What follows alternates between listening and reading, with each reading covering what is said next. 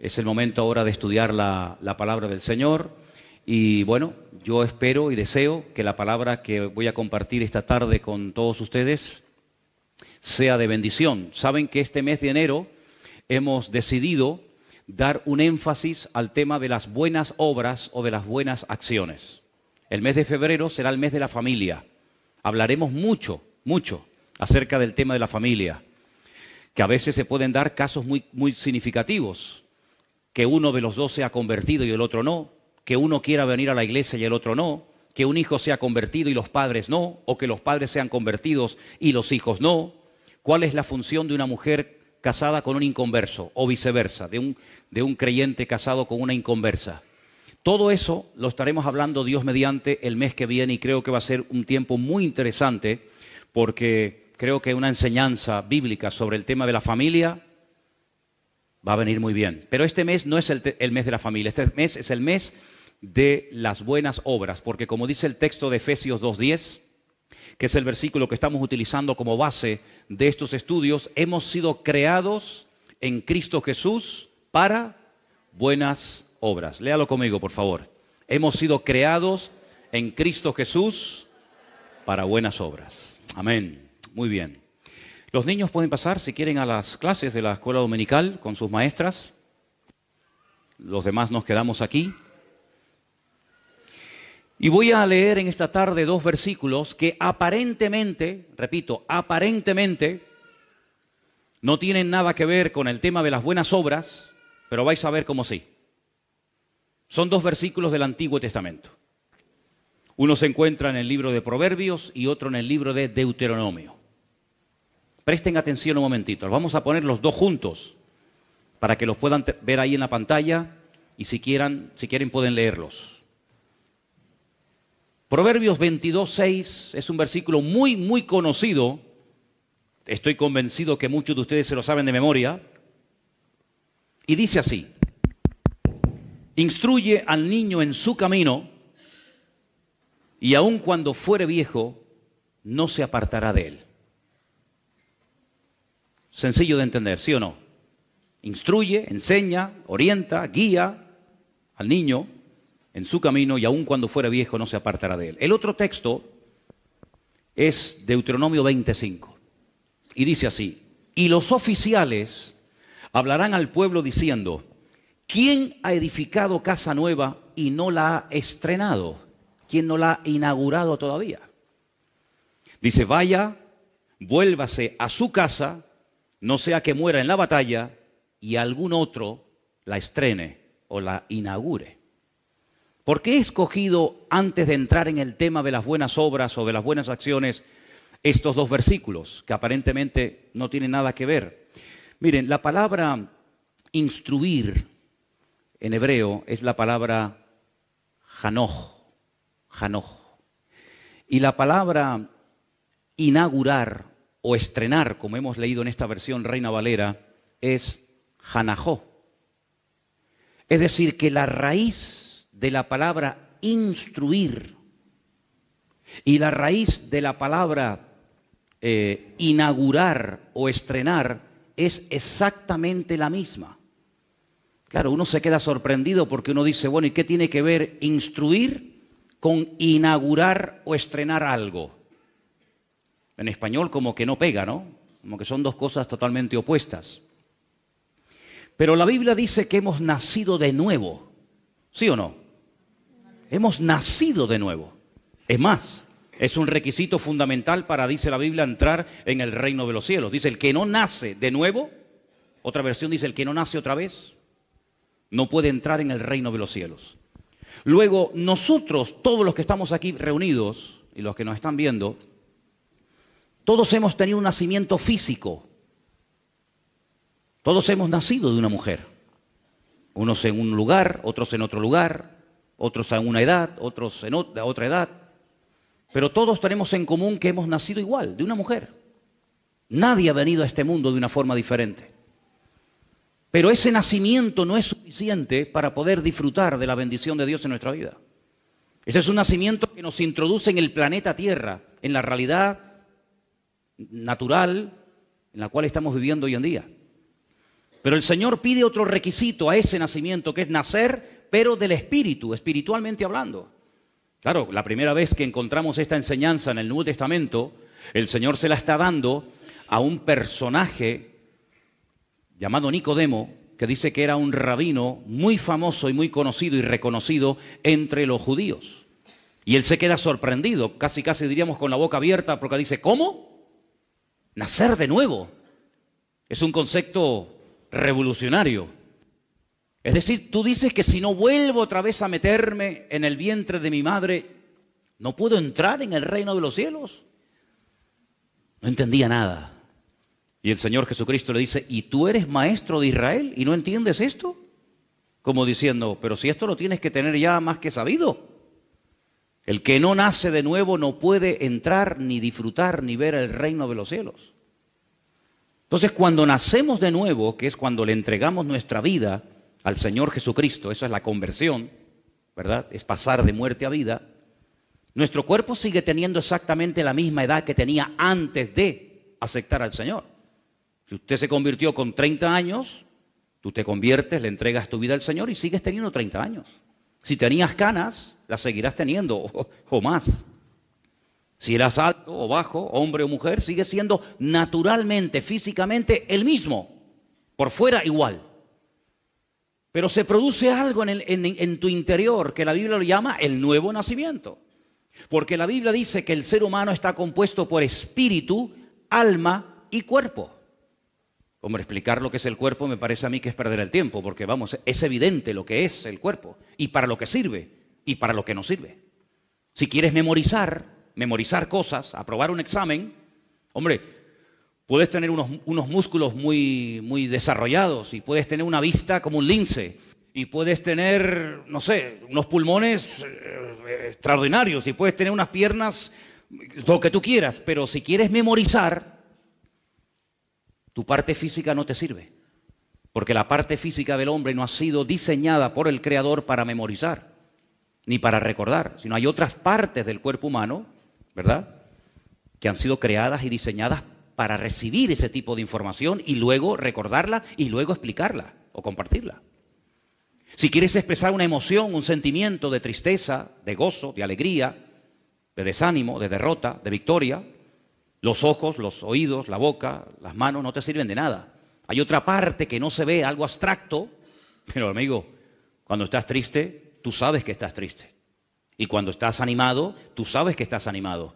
No puedo mostrar mi ánimo, no lo podemos pesar, no lo podemos medir, no lo podemos oler, pero es una realidad increíble, ¿no? Total. Luego hay muchas partes del ser humano que son tan reales como las visibles, que no se pueden ver, pero son reales. Los recuerdos son reales. Podemos recordar muchas cosas, podemos memorizar otras, podemos incluso darle rienda suelta a nuestra imaginación. Y nadie, el que está a tu lado, ni se entera lo que estás pensando o lo que te estás imaginando. Los sueños son a veces tan reales como la vida misma. Cuando la Biblia habla de sueños y de visiones, habla de conceptos que van fuera de lo sensorial, fuera de lo natural, fuera de lo medible y pesable, ¿verdad?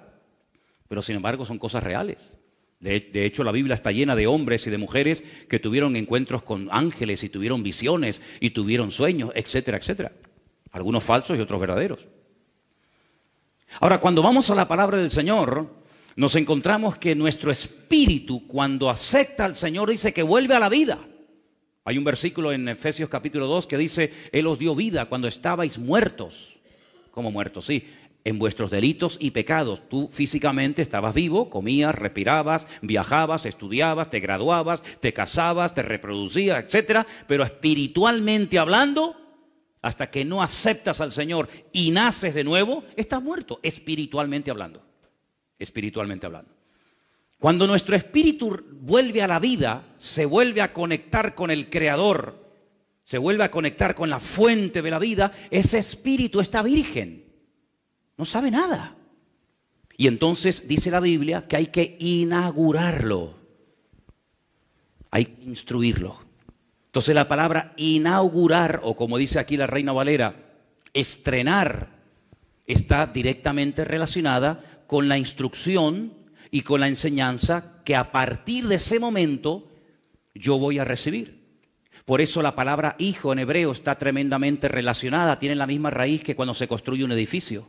Porque en vez de construir un edificio de cemento, de arena, de piedras y de bloques, estoy construyendo una vida. ¿Y cómo construyo una vida?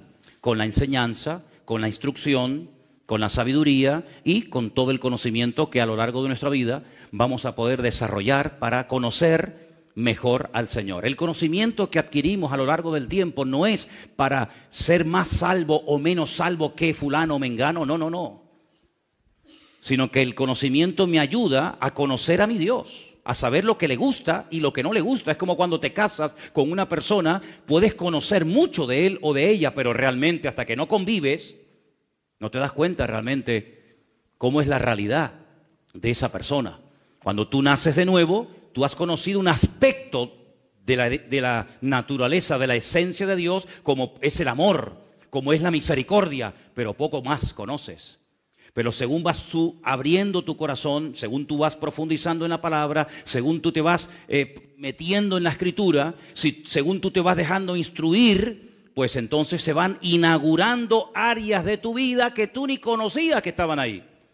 Y por eso una de las instrucciones y una de las enseñanzas que nos va a ayudar a construir una vida equilibrada y una vida sana es precisamente este tema que estamos tocando en este mes, el tema de las buenas obras. El tema de las buenas acciones. En la Biblia hay un personaje llamado Santiago, tenemos una carta de él en la Biblia, que es el enemigo número uno en contra de la fe religiosa, en contra de aquella persona que presume de tener fe, pero luego no hace nada con la fe. Santiago es una persona que parte de la base de que esa persona que dice que tiene fe ya es una persona que ha conocido al Señor, que ya ha nacido de nuevo, que ya sabe de lo que va el Evangelio y de lo que no va. Pero se ha estancado en su crecimiento, no ha crecido, no ha madurado, no se ha desarrollado y por eso, como dije hace unas semanas atrás, no hay una pelea, no hay una competición entre lo que dice Pablo y lo que dice Santiago, no, sino que uno parte de cero y el otro parte de una persona que supuestamente dice que ya es cristiana, nacida de nuevo. Y a esa persona que dice que es cristiana, tendrás que demostrarlo. Claro, Dios ve los corazones. Jamás el Señor le dijo a nadie, Cristo jamás le dijo a nadie, tienes que hacer frutos, obras, acciones que demuestren que estás arrepentido. ¿Por qué? Porque Él sabe si estás o no estás arrepentido. Él sabe si quieres o no quieres cambiar o crecer. Él sabe perfectamente porque Él dice en la Biblia que el Dios, el Señor no mira la apariencia exterior, sino Él mira el corazón. ¿Cuántos dicen amén? Pero solamente lo puede mirar Dios, yo no lo puedo mirar. Ningún hombre tiene la capacidad de mirar el interior del ser humano. Por eso Juan el Bautista era un varón de Dios, era un hombre muy utilizado por Dios, pero cuando la gente se acercaba a él en el río Jordán y le pedía ser bautizado, él pedía una prueba de que verdaderamente estaban arrepentidos. Y por eso decía aquello de haced frutos, obras, acciones de arrepentimiento para que yo entonces me anime a bautizarles y no corramos el riesgo de estar bautizando a gente por emociones, por sentimientos o porque es la moda de la época, sino haced frutos dignos de arrepentimiento. En otras palabras, demostradme que habéis cambiado. Juan el Bautista sí, porque Juan el Bautista pues, no miraba los corazones, pero Cristo sí los miraba. ¿Se dan cuenta la diferencia? Así que cuando vamos a la palabra nos encontramos que todos cuando nacemos somos niños. Todos somos niños en Cristo. Y dice la Biblia, instruyan a los niños. Instruyan a los recién convertidos. ¿Por qué? Porque es mucho más fácil instruir y enderezar un árbol cuando empieza a nacer que un árbol cuando ya tiene muchos años y es prácticamente imposible enderezarlo. Por eso qué importante es en la Biblia la enseñanza a los niños. Qué importante ministerio es en la iglesia cuando en este momento nosotros los adultos estamos aquí, pero en este momento hay hermanos o hermanas que están allí en las habitaciones enseñando a los niños pequeños la palabra del Señor. Los están instruyendo, los están enseñando la palabra para que cuando crezcan y sean mayores, pues tengan una base basada no en las emociones, no en caprichos ni en tonterías, sino en una fe que les va a permitir vivir una vida cristiana práctica, una vida cristiana con acciones y no simplemente basadas en teorías o en un conocimiento intelectual del Señor. Amén. Fijaros hasta qué punto Santiago es meticuloso en este tema, que para que la gente entienda que no es suficiente con creer, él menciona al diablo. Sí, él dice, los demonios, el diablo, es un creyente. Satanás no es un ateo. Satanás sabe que hay un Dios que existe, sabe que hay un Dios creador.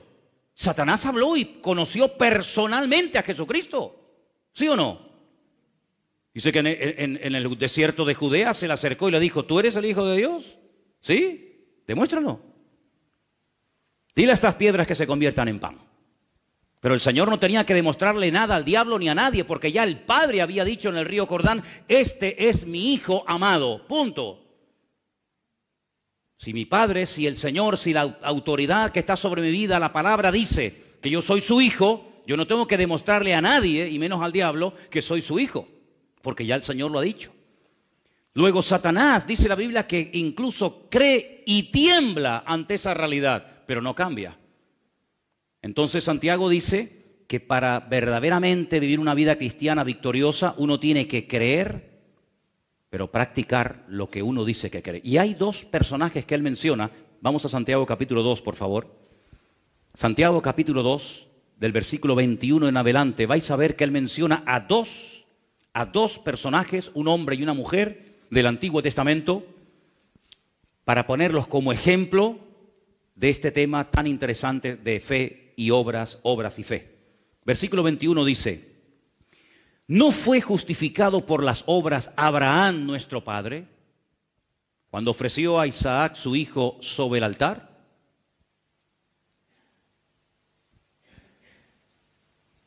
Interesante la pregunta, ¿no?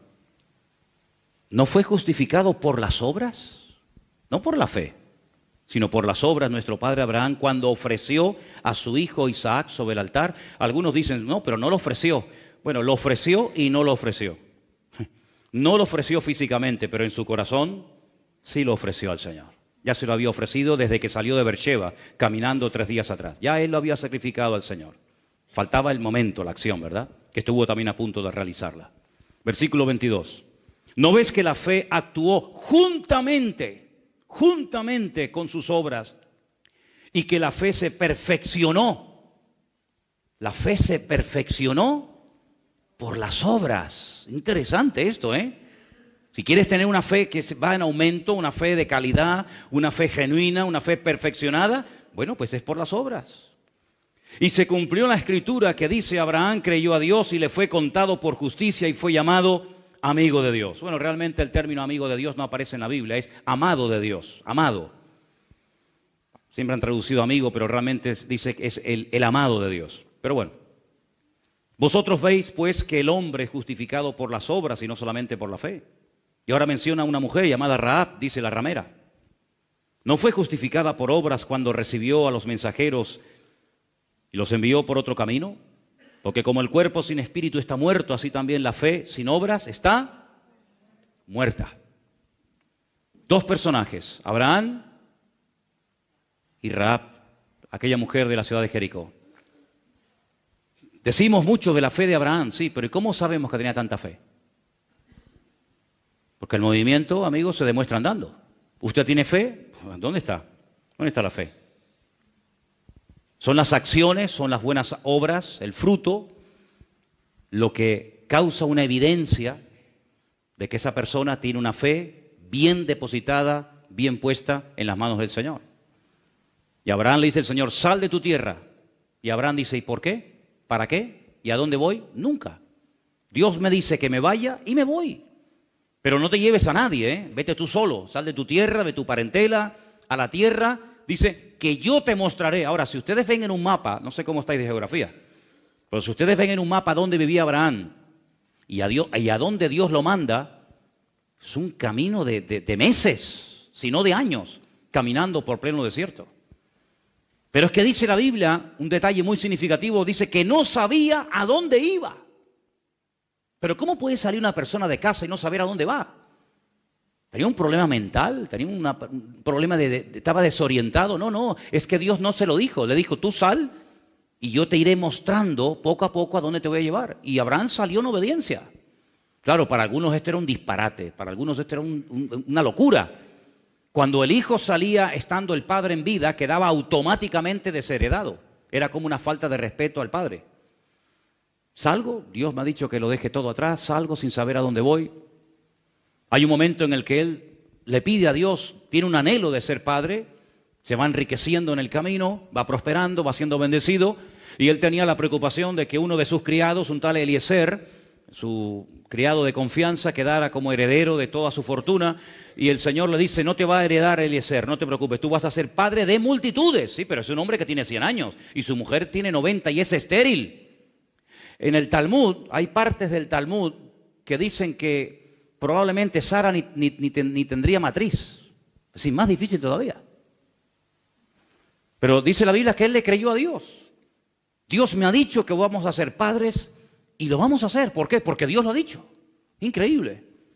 Y tiene un hijo con una criada, todos conocéis la historia, con Agar, la egipcia. Pero el Señor le dice, no es eso lo que yo te dije, eso es lo que tú has hecho a tu manera. Tú tienes que tener un hijo con tu legítima esposa, así que coges a este niño, a Ismael, y coges a su madre Agar, y le dices que se vayan por su camino, los bendices, le das muchas cosas, pero tienes que ajustarte al plan mío y no al plan tuyo. No hay plan B en Dios, no hay plan B, hay plan de Dios y punto. El hombre dice, bueno, si no es esta puerta, es esta, y si no la otra. Dios tiene un plan, punto, se acabó. Te sometes a él o estás fuera de su objetivo, fuera de su voluntad. Y cuando él tiene un hijo con su legítima esposa, con Sara, él se goza y él se alegra y le llama a su hijo Isaac, que significa él reirá. El nombre Isaac está en futuro, todo nombre hebreo que aparece, la letra Yod al principio está en futuro. Isaac, él reirá. Y los dos también se rieron, tanto el padre como la madre, porque aquello era algo increíble, ¿verdad? Y cuando ya el muchacho es grande y va a ser su legítimo heredero, Dios le dice, prepárate que tengo otra orden para darte. Le dice, ahora lo coges, te lo llevas al monte Moriah y allí sobre un altar lo sacrificas. Claro, él podía haber entrado en discusión con el Señor, él podía haber dicho, pero ¿cómo ahora ayer me lo diste y ahora me lo quitas? ¿Cómo es esto? Él sabía perfectamente que el mundo, el trasfondo religioso del cual él salió, era un mundo religioso en el que se sacrificaban víctimas humanas a las deidades de la época. Se quemaban a los hijos vivos. Se quemaban y se entregaban como si fueran animales a los hijos sobre altares a los dioses de la época, Milcón, Baal, Astarot, Quemos, etc. Dios nunca había pedido un sacrificio humano, pero si Dios me lo pide, yo no voy a cuestionar a Dios, por algo Dios me lo está pidiendo, porque Dios tiene todo bajo su control. ¿Cuántos dicen amén? Dios no se equivoca, dice la Biblia que Él no es injusto. Todo está perfectamente controlado por el Señor. Ni una hoja de un árbol se cae sin permiso del Señor. Y allí se va Abraham caminando 3 días desde Beersheba hasta el monte Moriah. Y allí lo pone sobre un altar. Y el hijo le dice, padre, vas con el cuchillo, vas con el fuego, vas con la leña, veo que vas preparado, porque el hijo sabía cómo se presentaba un sacrificio al Señor. Pero ¿y el cordero dónde está la víctima? Y él le dice aquella frase tremenda, ¿no? El Señor proveerá. El Señor proveerá, siempre el Señor proveerá. ¿Cuántos dicen amén? El Señor proveerá siempre. Y vemos que el Señor probó a Abraham y Abraham pasó el examen con 10 o con 100, como en algunos países por ahí también se dice, ¿no? Por lo tanto, lo que Abraham hacía era la evidencia de que era un hombre de fe. ¿Se imaginan ustedes que Dios le diga, sal de Ur de los Caldeos? Y dice, no, pero es un hombre que tiene mucha fe, pero no le sirve de nada, es un desobediente. ¿Te imaginas que el Señor le haya dicho, vas a ser padre? Y él dice, no lo creo. Pero bueno, es decir, no hay una contradicción entre las palabras y las acciones de Abraham. Es como una moneda, hermano. No hay una moneda con una sola cara. Las monedas tienen 2 caras. Y la fe y las obras no se pueden separar. Es imposible decir yo tengo fe y estar toda la vida cruzado de brazos sin hacer nada. Usted no tiene fe ni tiene nada. Usted lo que tiene es una religión encima. Porque la verdadera fe te lleva a la acción. Y cuando tú estás en acción es porque tienes una verdadera fe. ¿Cuántos dicen amén? Si no hay una pelea entre una cosa y otra, no hacemos obras para salvarnos. Ya eso lo hemos dicho 1.000.000 de veces. Pero como resultado de que yo soy salvo, como resultado, como evidencia de que yo he aceptado al Señor, en mi vida se va a notar, tarde o temprano, en mi familia, en mi economía, en todas las áreas de mi vida, se va a notar que la bendición de Dios está conmigo y que no hay una contradicción entre una cosa y otra, entre lo que digo y entre lo que hago o dejo de hacer. Ahora, hay un pasaje tan interesante cuando vemos que van a entrar en la tierra prometida. Dice que previamente van 2 espías a la casa de una tal Rahab la ramera y se quedan allí y ella los oculta y les abre el corazón y les dice: hemos oído que Dios está con vosotros, que cómo abrió el Mar Rojo y cómo cruzaron el Mar Rojo y bueno, le cuenta toda la historia de hacía 40 años. Y es interesante notar porque hay un momento en el que en el libro de Josué dice que Jericó estaba cerrada, bien cerrada, eso dice, estaba cerrada, bien cerrada a causa de los hijos de Israel. Estaba cerrada porque tenían miedo. Porque si no tuvieran miedo, ¿para qué cierran la puerta? Si no tuvieran miedo, ¿para qué levantaron una doble muralla? Había un círculo concéntrico, una muralla por fuera y otra muralla por dentro. ¿Para qué tanta seguridad? ¿Para qué tanta protección? Porque tienen miedo. Porque saben que los hijos de Israel están fuera y que el Señor ha dicho que les va a entregar aquella tierra. Y Rahab dice: como sabemos lo que va a pasar, yo lo único que les pido, que cuando ustedes entren a tomar posesión de la tierra, se acuerden de mí y de mi familia. Y estos hombres le dicen: si tú no te chivas, si tú no le cuentas al rey que hemos estado aquí y que vamos a atacar la ciudad, pues nosotros salvaremos tu vida. Pero tienes que estar dentro de la casa el día que entremos a la ciudad, ¿eh? No puedes estar por ahí de belingo, no puedes estar por ahí de risitas y de fiestas. Tienes que estar dentro de la casa, tú y todos los que se quieran salvar. Tienen que aprender a estar unidos, esperando en el mismo sitio. Y para que sepamos dónde vives, toma este trapo de cordón rojo, lo atas ahí en la ventana. Y yo ya diré a mis soldados que cuando entren a tomar posesión de la tierra, toda la gente que esté dentro de esa casa donde está atada ese trapo de color rojo, que les perdonen la vida. Y así fue. Dice la Biblia que ella vivía, dice la Biblia, vean esos detalles, entre muro y muro. Y cuando cayeron las murallas de Jericó, la casa de ella permaneció. Pero si cayeron los muros, ¿cómo no se cayó la casa de ella? Porque caerán a tu lado 1000 y 10.000 a tu diestra, mas a ti no llegará, dice la palabra. Así de claro. Toda la ciudad fue derrumbada, menos la casa de Rahab.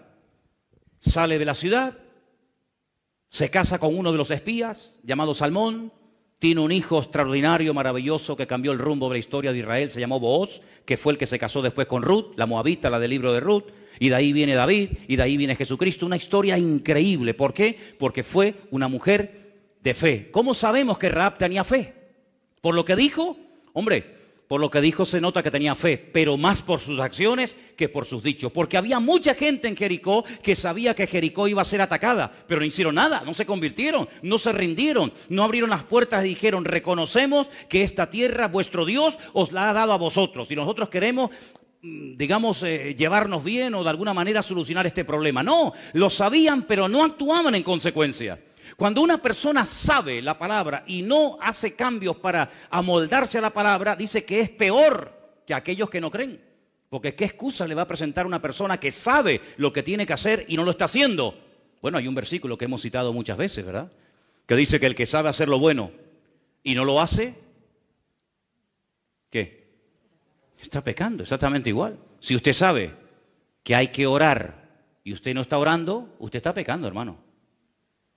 No, pero es que yo no me estoy emborrachando, me faltaría más. Es que yo no estoy drogándome, yo no estoy robando, pero es que ¿acaso solamente se peca cuando uno roba y cuando uno mata y cuando...? No, no, es que hay muchas formas de pecar. No solamente por lo que hacemos de acción, sino por lo que no hacemos, por omisión. Por lo tanto, cuando sabemos que algo hay que hacerlo y no lo estamos haciendo, perdóneme, eso aquí, en Venezuela, en Miami, en Colombia y en Pernambuco... Eso se llama desobediencia pura y dura, ¿sí o no? Si yo sé que tengo que hacer algo, yo tengo que pedirle perdón, yo tengo que hablarle a esa persona que me ha ofendido, yo tengo que hacer cambios en mi vida, yo tengo que, y lo sé, pero no lo hago, pues mira, pues, ¿pero lo has intentado? No, tampoco. Pues entonces, querido, me parece que ni la teoría la has aprendido, ni la teoría. Por eso no hay práctica. Entonces vemos que estos dos personajes, Abraham y Rahab, eran personas que por lo que hicieron, oye, era evidente que eran personas que tenían fe. Yo creo que uno de los seres creados que más fe tiene, no se escandalicen por lo que voy a decir, pero yo creo que uno de los seres creados que más fe tiene se llama Satanás. porque no duda en ningún momento de la existencia de Dios.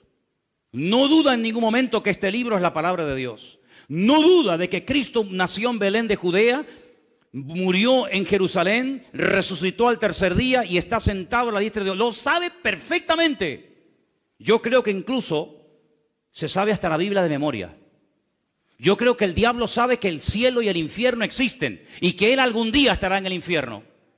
Yo creo que el diablo sabe perfectamente que algún día se levantará en los últimos tiempos un personaje político llamado el anticristo. Lo sabe perfectamente. Yo creo que Satanás sabe perfectamente que Jesucristo viene pronto. Lo creo. Pero ¿sabes qué? Toda su creencia, todo su conocimiento, entre comillas, toda su fe, no le sirve absolutamente para nada. Porque jamás se va a arrepentir, jamás va a reconocer que desobedeció y pecó contra el Señor, sino que simplemente es una persona que tiene un conocimiento, pero ese conocimiento no le lleva a cambios en su vida. Y hermanos, la Biblia nos enseña que por sus frutos seremos conocidos. El buen árbol dice que se conoce por el fruto, y el mal árbol se conoce porque da malos frutos. Exactamente igual es en la vida de un creyente. Ahora, la lectura que se leyó hoy, ¿cuál fue? Éxodo 20. ¿Éxodo 20 de qué habla? De los 10 mandamientos. Pero no los 10 mandamientos que nos enseñaron cuando éramos pequeñitos en la escuela. Porque yo estudié toda mi vida en colegios de curas, toda mi vida. En Venezuela, en los maristas. Creo que la calle donde estaba el colegio maristas era la avenida Francisco Miranda. Yo vivía en Chacao, desde Chacao yo veía el aeropuerto de la Carlota allá frente y por abajo pasaba la avenida Francisco Miranda. Y enfrente tenía el colegio de los hermanos maristas. Y cuando vinimos a España en el año 71, mi padre me metió en otro colegio de curas, en los Salesianos, que está enfrente de las piscinas Metropol, en León y Castillo, en Las Palmas de Gran Canaria. Así que toda mi educación de pequeño fue en colegios de curas. Y yo me sabía muchas cosas de memoria que después me sirvieron cuando yo me convertí al Señor. Por ejemplo, una de ellas, el Padre Nuestro. A mí no me enseñó la Iglesia Evangélica el Padre Nuestro, yo ya sabía el Padre Nuestro de memoria. Hombre, lo rezaba en el rosario, tú imagínate si lo tenía que saber. Madre mía. Las bolitas aquellas, ¿te acuerdas? Las bolitas y tal, madre mía. Pero también me enseñaron los 10 mandamientos, pero no estos. No, estos no. Estos nunca me los enseñaron, me enseñaron otros que se parecen a esto, pero no son iguales.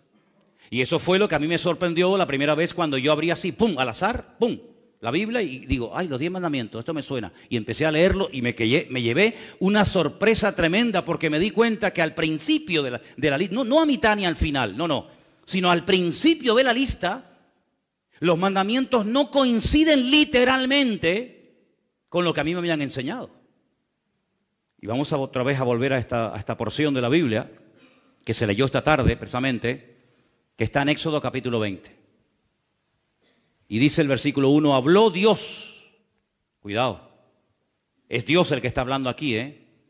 Habló Dios todas estas palabras diciendo, yo soy el Señor tu Dios, que te saqué de la tierra de Egipto, de la casa de servidumbre. Primer mandamiento. Versículo 3. No tendrás dioses ajenos delante de mí. Fíjate, me llama la atención la palabra ajenos. No se toca lo ajeno, no se puede desear lo ajeno. En este caso, no tendrás dioses ajenos. No tienes nada que ver con esos dioses.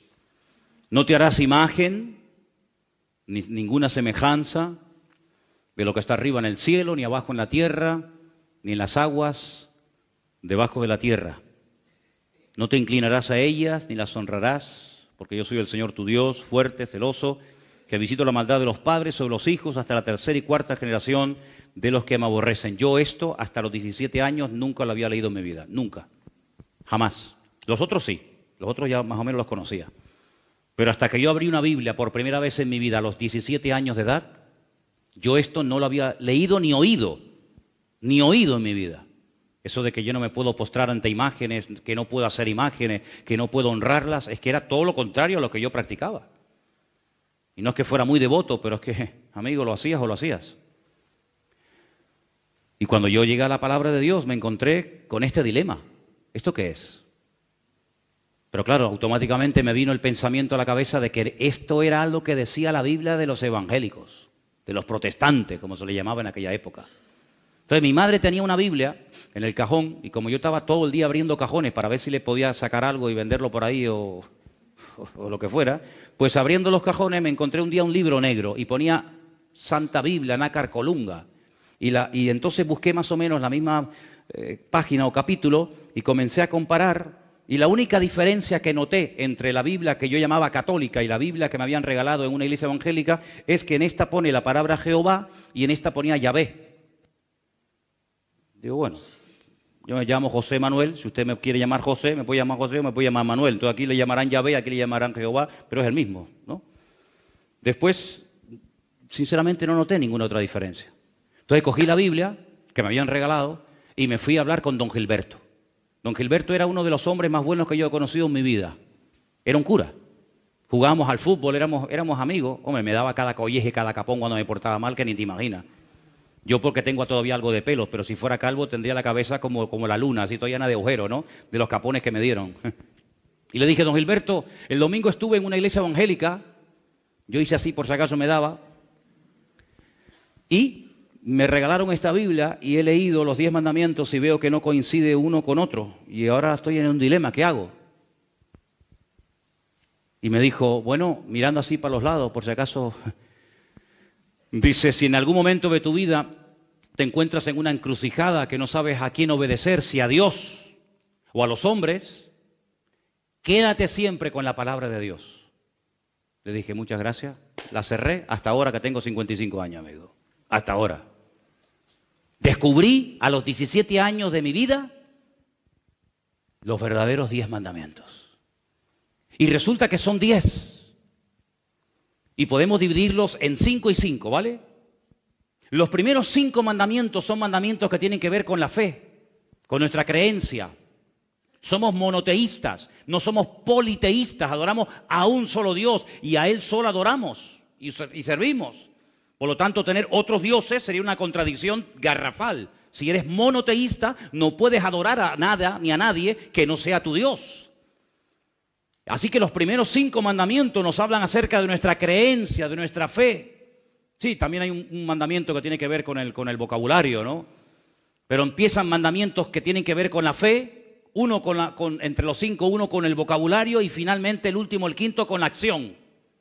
Y los otros 5, del 6 al 10, es al revés. Hablan primeramente de la acción, después pasa por el vocabulario y finalmente termina por algo de fe. Es decir, esos 10 mandamientos me hablan de que yo tengo una relación y tengo una responsabilidad con mi Dios. Y los primeros 5 mandamientos me conectan con mi fuente, con mi creador, con mi Señor. Pero cuidado, cuidado. Yo no estoy viviendo en el cielo en este momento, yo estoy viviendo aquí en la tierra. Y los otros 5 mandamientos me conectan con la realidad en la cual vivimos hoy en día, con la dimensión en la cual vivimos, que es una dimensión material de espacio y de tiempo. Así de claro. Y los otros 5 mandamientos no hablan de mi relación con Dios, sino hablan de mi relación con los semejantes. Y por eso si un vecino o un hermano en Cristo tiene más que yo no puedo tener envidia ni codiciar lo que él tiene, sino tengo que gozarme en lo que Dios le ha dado a él. Y no puedo codiciar y no puedo anhelar lo que tiene el otro, ni robarlo, ni insultarlo, ni matarlo, porque unos me conectan con Dios y otros me conectan con los hombres. La fe, en cierto sentido, me ayuda a estar por encima de los problemas de la vida. Me eleva, los otros 5 me bajan. Y uno dice, pero esto es como una... No es ninguna contradicción, es la realidad de la vida. Pero si yo no cumplo los primeros 5 mandamientos, ¿cómo voy a poder cumplir luego con las acciones prácticas? Es imposible. ¿Cómo no se te van a ir los ojos? ¿Y cómo no vas a desear? ¿Y cómo no vas a envidiar? ¿Y cómo no vas a matar en tu corazón a otras personas?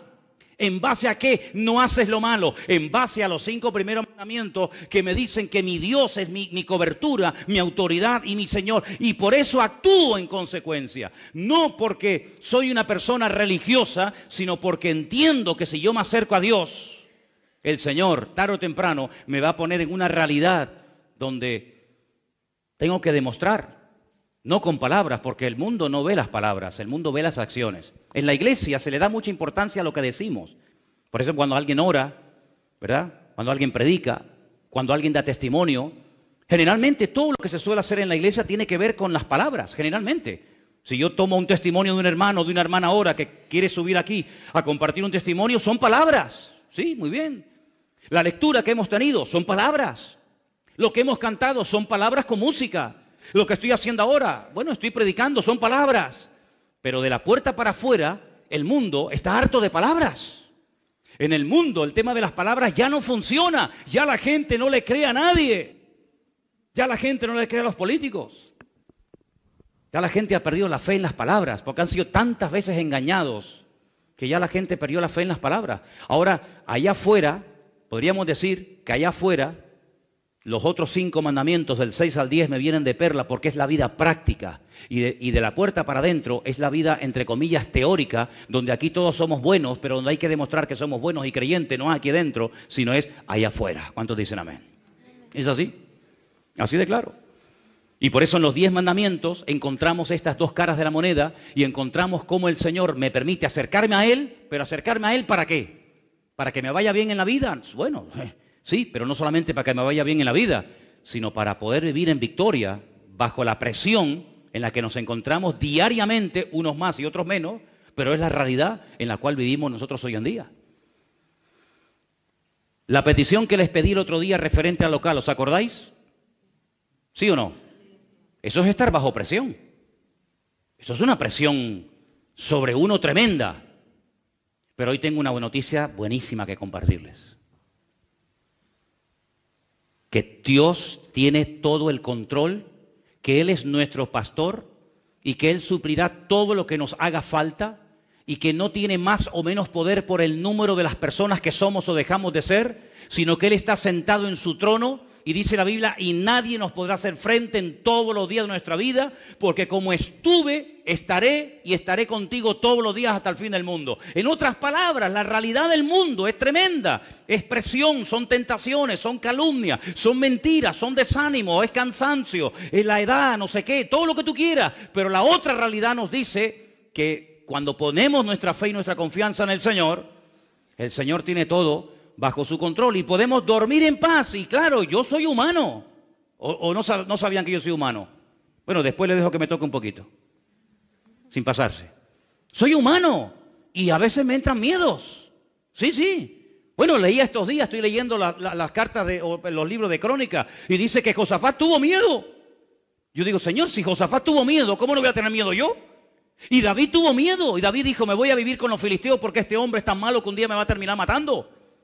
Si David tuvo miedo, si el Señor estuvo triste hasta la muerte y pidió oración, ¿cómo no voy a estar yo en un momento determinado triste o preocupado o decir, Dios mío, ¿qué va a pasar? Y esto y lo otro. Pero gloria al Señor, que el Señor, aquel que dijo orar por mí y que estuvo triste, se metió en el huerto de Getsemaní, oró y cuando vinieron a buscarlo no salió corriendo como las ratas, sino dijo, yo soy, porque el Señor está fortalecido en la comunión con el Padre. Igual nos ocurre, exactamente igual a cada uno de nosotros. Pero el tener temor, el tener miedo, pero hombre, pero vamos a ver, pero si es que es lógico. Y además, en cierto sentido, el Señor en estas circunstancias y en otras nos hace sentir nuestras debilidades, pero dice la Biblia, diga al débil, fuerte soy en el Señor. Así que yo creo, aunque tal vez no lo veamos claro y no lo entendamos ahora, que estamos a punto de ver el milagro más grande en nuestros 15 años de historia como iglesia. De verdad lo creo.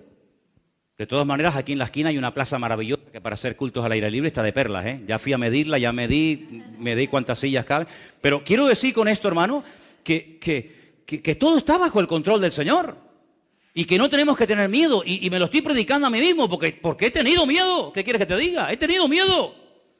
Pero el Señor le dice, no temas, yo estoy contigo. Yo te ayudo y yo te sustentaré siempre. Gloria a Dios, ¿verdad? Y bueno, es así. Ahora, lo que me llama mucho la atención de estos mandamientos, ¿cuántos aquí han leído alguna vez el libro de la historia de Robinson Crusoe? Yo creo que ha sido, después de la Biblia, el libro que más he leído en toda mi vida. Es una novela que se escribió en el año 1719. Como a mí me gusta tanto esto de la supervivencia, la aventura y subirme a árboles y cortar así el cuello de animales, y me gusta todo esto, pues el libro de Robinson Crusoe, que era así un tocho así de gordo, pero yo además lo tenía en cómics, lo tenía en dibujitos, yo era un enamorado de Robinson Crusoe. ¿Cómo se llamaba el esclavo? Viernes, sí señor. 28 años estuvo Robinson Crusoe, el barco naufragó, él llegó a la orilla, llegó a una isla de caníbales y el hombre estuvo allí 28 años. Y era un libro que a mí me volvía loco y lo terminaba de leer y volvía otra vez porque, y cómo cazaba y cómo tal. Pero ¿saben qué, hermanos? Eso es una novela. La vida cristiana no es como la de Robinson Crusoe. La vida cristiana, el Señor tarde o temprano nos va a poner en contacto con la realidad. Y para que vean lo que les estoy hablando, lo real que es. ¿Han leído alguna vez el pasaje del Señor en el monte de la transfiguración? ¿Sí o no? Yo solamente estuve una vez en ese monte. He ido muchas veces a Israel, ustedes lo saben, pero solamente una vez me dijeron, ¿te gustaría subir al monte Nebo? Digo, ¿y eso qué es? Pues, hombre, el monte Nebo es el monte de la transfiguración. Digo, qué bueno, vamos. Entonces cruzas todo el valle de Megiddo. No sé, no les prometo nada, pero si podemos, subiremos ahora en febrero. No les prometo nada, pero vamos a ver si podemos ir. Y en ese monte, dice la Biblia que subió con 3 discípulos. ¿Quiénes eran? Los de siempre, ¿no? Los más cercanos. Los más cercanos son los que mejor comían, los que más veían del Señor, lógico. Sí, el otro está allí en la... Pedro, Jacobo y Juan. ¿A quién vieron? Vieron a Elías. Vieron a Elías. Tú sabes que hasta el día de hoy, muchos rabinos judíos oran para que se les presente el profeta Elías. ¿Qué te parece, amigo? Tú sabes que la experiencia más grande que se puede tener dentro del judaísmo, o una de las experiencias más grandes que se puede tener dentro del judaísmo, es que el profeta Elías se te presente y te dé lecciones de Torá. Y una cosa de loco, ¿no? Pues ellos lo vieron, y no lo vieron allí, vieron a Elías. Muchacho, Elías.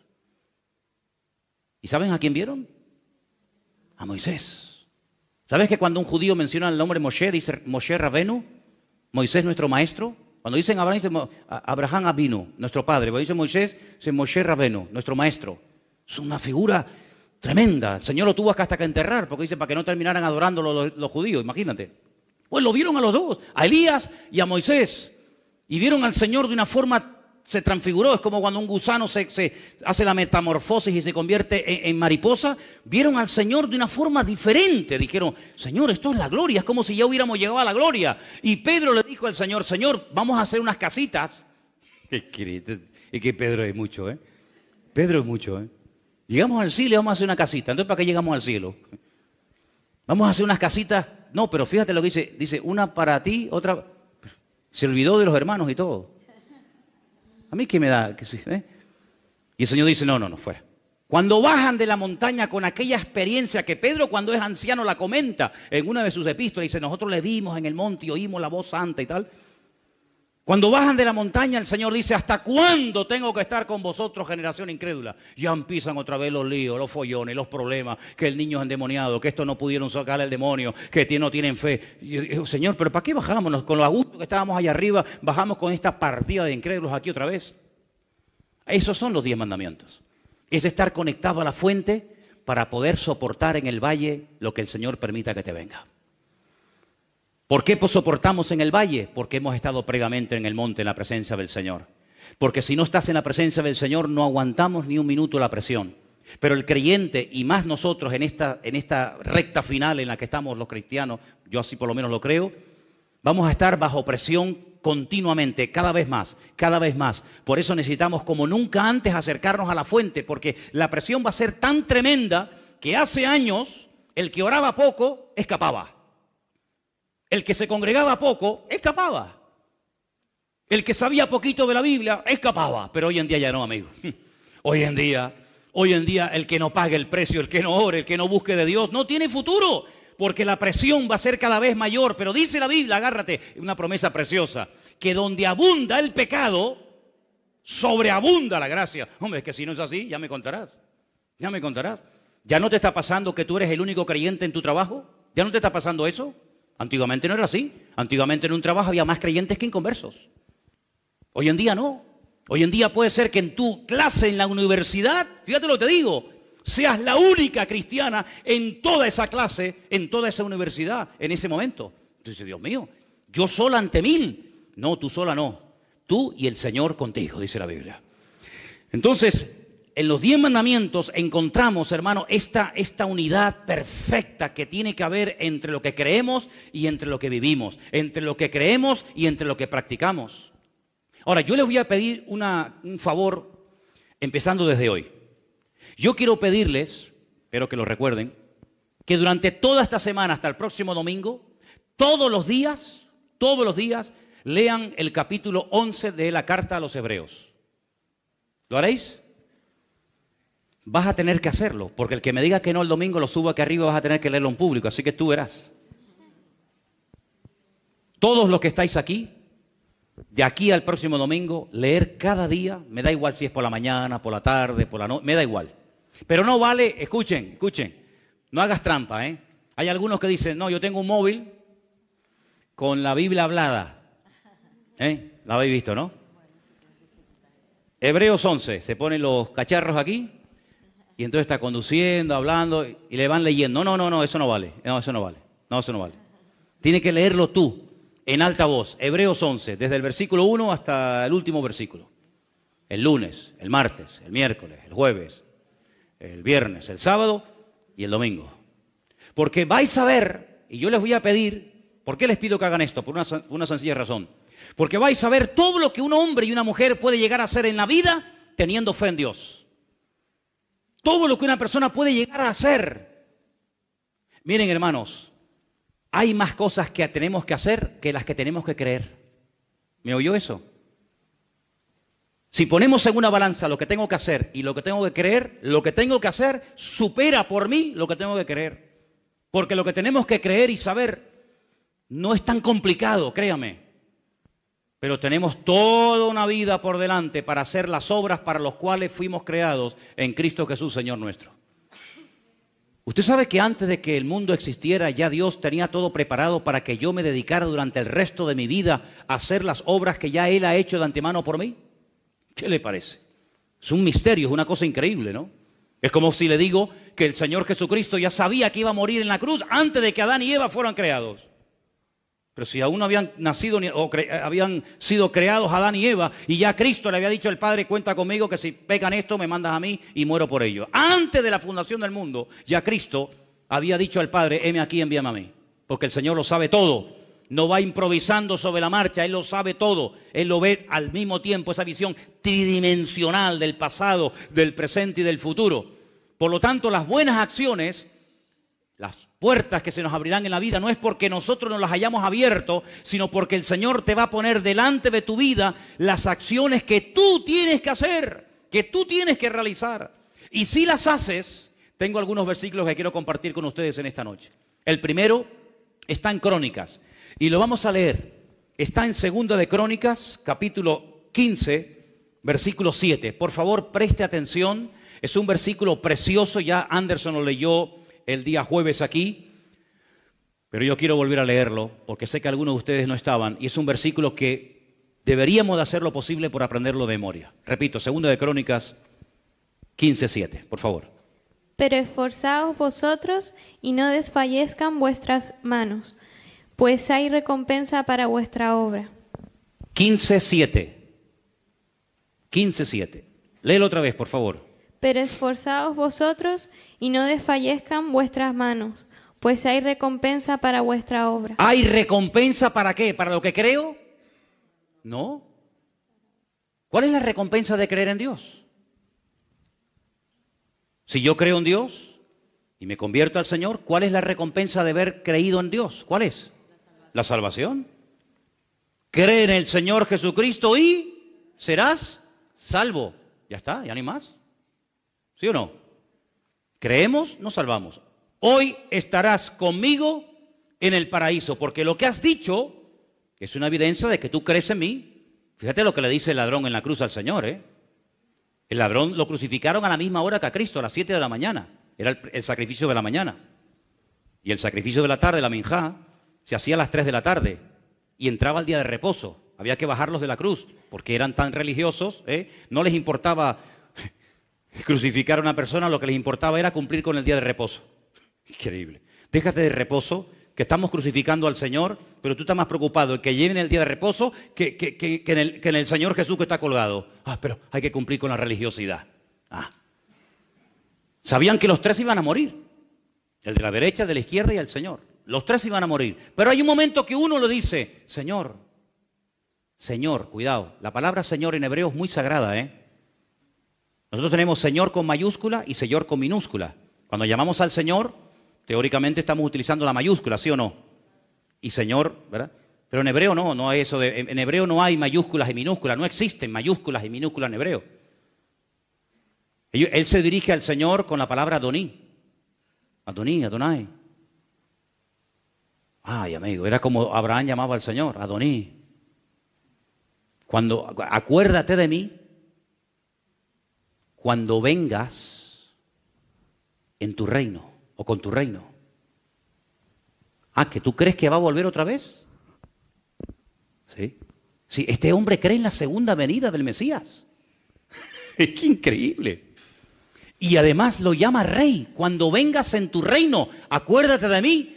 Mira, la profundidad de esa declaración es impresionante, hermano.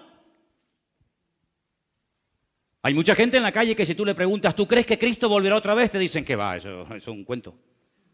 Sin embargo, él agonizando, clavado ahí, hermano, inmóvil, dice, acuérdate de mí cuando regreses otra vez como un rey. Y el Señor le dice, hoy estarás conmigo en el paraíso, querido. Y entró a la presencia del Señor, pero no hay recompensa para ti, mijo. Siéntate por ahí por donde pueda. Porque yo pregunto, ¿en el cielo hay recompensas o no hay recompensas? Hombre, claro que las hay. Claro que las hay. Y vamos a leerlo, porque yo siempre, saben que una de las cosas que aquí decimos es que todo lo que decimos tenemos que demostrarlo con la Biblia, si no esto es un disparate y una locura. Vamos a demostrar con la Biblia que hay recompensas según lo que hayamos hecho. Por ejemplo, vamos a leer algunos versículos, todos van a estar en Apocalipsis, para que si quieren buscarlo vayan ahí. Apocalipsis 2:23, por favor. Y a sus hijos heriré de muerte, y todas las iglesias sabrán que yo soy el que escudriña la mente y el corazón, y os daré a cada uno según vuestras obras. Os daré a cada uno, esto es algo individual, no es algo colectivo, a cada uno yo le voy a dar según sus obras. Primer versículo, ¿no? Pero hay más claros, hay algunos versículos que están más claros todavía. El 20, versículo 11 y 12, escuche. Y vi un gran trono blanco y al que estaba sentado en él, de delante del cual huyeron la tierra y el cielo, y ningún lugar se encontró para ellos. Y vi a los muertos, grandes y pequeños, de pie ante Dios, y los libros fueron abiertos, y otro libro fue abierto, el cual es el libro de la vida. Y fueron juzgados los muertos por las cosas que estaban escritas en los libros según sus obras. Va a haber un juicio según sus obras. La salvación no es por obras. No, la salvación es por fe. Por gracia sois salvos por medio de la fe. Y esto no de vosotros, pues es don de Dios. Efesios 2:10. La salvación usted no tiene que hacer nada porque ya Él lo hizo. Alguna gente dice, no, la salvación es gratis. Sí, bueno, porque tú lo digas. No, la salvación no es gratis, perdone. No. Pasa que alguien la pagó por ti. Es como si yo te digo, toma, te regalo un coche. Ay, mira, el coche no vale nada. No, ¿cómo que no? El coche lo pagué yo. Yo lo pagué y te lo regalo. La salvación para ti es gratis, pero a Él, que fue el que la obtuvo y el que la compró, ¿cuánto le costó a Cristo obtener la salvación? La vida, la sangre de Cristo hizo que la salvación para ti y para mí, gracias al Señor, sea gratis, pero porque alguien la pagó, cuidado. Pero las recompensas es según lo que haya hecho cada uno. Y me parece lógico, hermanos. No puede tener la misma recompensa un hermano, con todo mi respeto, que ha estado en la iglesia toda la vida cruzado de brazos, que no ha hecho nada, que un mártir que ha estado torturado hasta la muerte, quemándolo y pinchándolo y torturándolo, y que ha dado su vida por la causa del Evangelio. Sería una injusticia, créanme. Creo que sería una auténtica injusticia que una persona que no ha querido hacer nada, sino que simplemente se ha acomodado y conformado con su salvación y nada más, merezca o obtenga la misma recompensa que una persona que ha dado su vida, toda la vida, sirviendo y honrando al Señor. La pregunta mía es, ¿cuántos tronos habrá en el cielo? ¿Usted tendrá un trono en el cielo? ¿Usted tendrá un trono en el cielo? Yo no. No sé si alguno de ustedes. En el cielo habrá 12 tronos para los 12 apóstoles del Cordero y dice que habrá para los 12 ancianos, total 24. Así que cuando lleguemos al cielo, Pedro tendrá su trono. Y Pablo tendrá su trono. Y Tomás tendrá su trono. Y el otro tendrá su trono. Pero ¿y entonces yo dónde me siento? El Señor dice, al que venciere, le dejaré que se siente conmigo en mi trono. ¿Te das cuenta? Pedro, toma tu trono. Tomás, tu trono. Y yo le voy a decir a Pedro, yo en el trono sentado con el Señor. Si te quieres sentar conmigo, siéntate. Pero los tronos no son para nosotros, ¿eh? Los tronos son para ellos. Y lo dice la Biblia, así de claro. Luego en el cielo habrá distintos niveles y recompensas. Claro que sí, por supuesto. El 22:12, ¿lo puedes leer también, por favor? Es el último. He aquí yo vengo pronto y mi galardón conmigo, para recompensar a cada uno según sus obras. Para recompensar a cada uno, ¿en base a qué? ¿En base a qué? Tú me caes bien, tú me caes mal. Es como en los ayuntamientos, ¿no? Metió al cuñado, metió al primo, metió al amiguete. Claro, no, pero en el cielo no existen esos colegas, sino que el Señor va a recompensar a cada uno según lo que haya hecho. La pregunta es lo siguiente. ¿Usted ha nacido de nuevo? ¿Usted ha aceptado al Señor? Gloria a Dios, estupendo. Ahora usted tiene que enseñarle a su ser interior. Usted tiene que enseñarle, disciplinar a su alma, disciplinar a su vida interior, a que no se le puede dar todo lo que pide como niño caprichoso, porque dice que el niño consentido avergonzará a su padre y a su madre, ¿verdad? Y una vida interior desordenada es una vida que va a producirle vergüenza al maestro, vergüenza al Señor. Pero si en vez de ese niño consentido, a ese niño, a ese ser interior, lo instruimos en la palabra, cuando sea viejo, cuando crezca, cuando madure, podrá hablar como Pablo que dijo, cuando yo era niño, yo hablaba como un niño. Y me comportaba como un niño. Y vivía y juzgaba la vida como un niño. Mas cuando ya fui hombre, dejé lo que era de niño.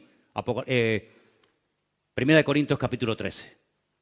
Entonces el niño consentido, el niño malcriado, no se le puede pedir que se comporte bien porque no ha sido instruido. Es un salvajito. Pero al niño que se le ha instruido,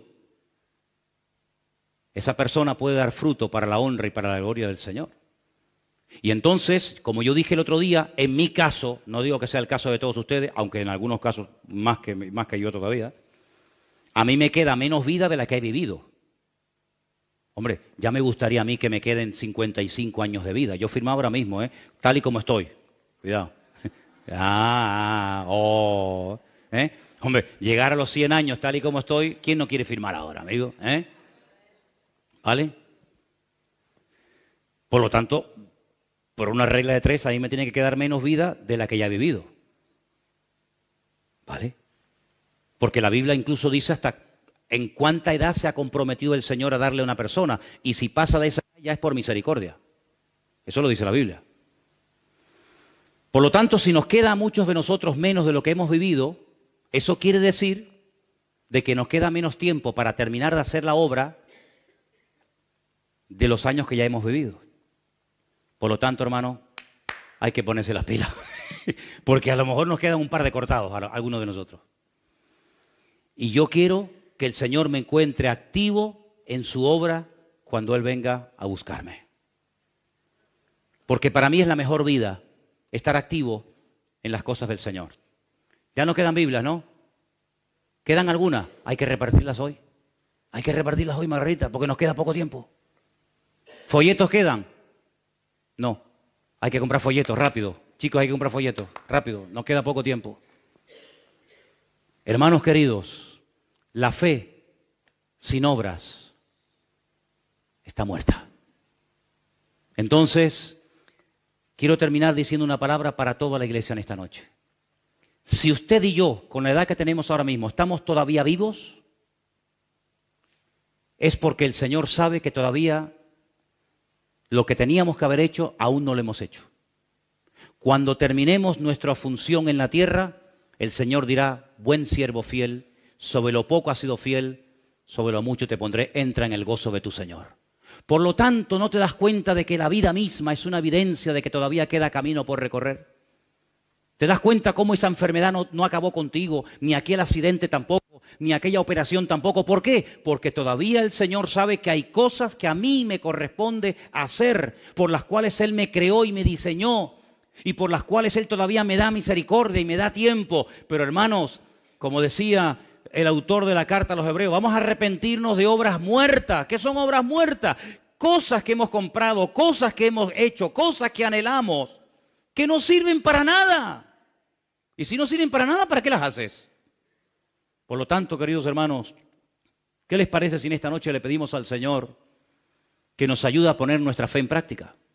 Y vais a ver el próximo domingo, con la ayuda del Señor, porque vais a leer Hebreos 11 todos los días, ¿verdad? ¿Sí o no? Vais a leer Hebreos 11 todos los días, ¿verdad? ¿Sí? Ok. Pues vais a ver la cantidad de cosas que un hombre y una mujer pueden hacer cuando ponen la fe en práctica. Es increíble. Y el capítulo termina, les doy ahí un datito ahí como dato, dice, y si tuviera que hablar de lo que hizo David, de lo que hizo Barak, de lo que hizo Jefté, dice, bueno, el capítulo 11 de Hebreos sería un capítulo interminable, sería un capítulo enorme, porque hay muchas cosas que tú y yo podemos y debemos de hacer con la fe que el Señor nos ha dado. Cierra tus ojos y oramos al Señor en esta noche. Ahí donde estás. Aleluya. Cierra tus ojos y dile, Señor, Señor.